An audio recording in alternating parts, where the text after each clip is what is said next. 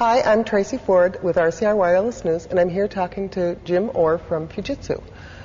Jim, what is your division at Fujitsu concentrating on right now in the United States or North America? Okay, well, we're here in Richardson, Texas, and this is Fujitsu Network Communications. The focus for the Network Infrastructure Division is really helping our carrier customers prepare for LTE and, honestly, WiMAX.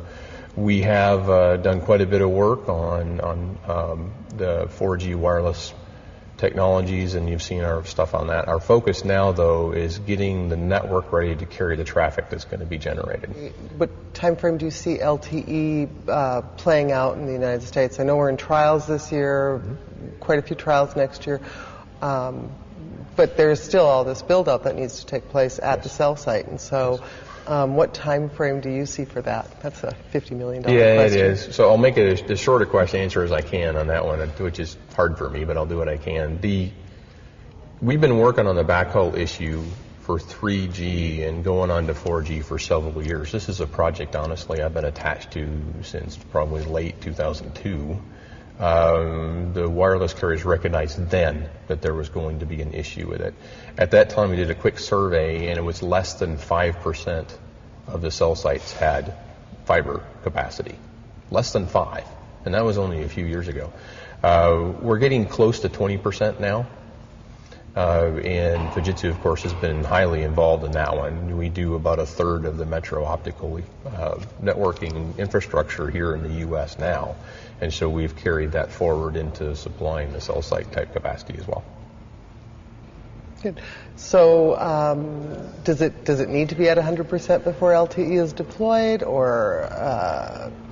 No, actually it does not. And the lower frequencies, the 700 megahertz, mainly purchased by AT&T and Verizon, it carries a really long distance. And so what that means for getting coverage for LTE, you need those large-scale cell sites. Out of the 250 some odd thousand cell sites today, that 50,000 cell site count that provides the big coverage already has fiber to it. That's that first 20%. Okay. So in order to start the deployment of LTE, we have a lot of infrastructure in play. The problem is because that traffic is very spiky and very localized, you also need to have fiber coverage to the capacity locations, which are the ones over the neighborhood or over the shopping mall and those kind of things.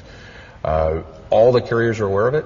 Not just the wireless carriers, but the carriers that provide them, whether it be the cable guys or the tower guys or the competitive carriers, they all know that. And so there is a massive build-out right now of fiber to the tower.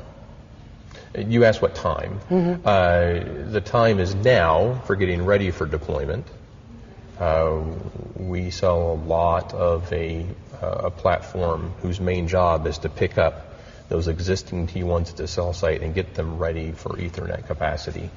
LTE itself is going through a really strong trial phase right now.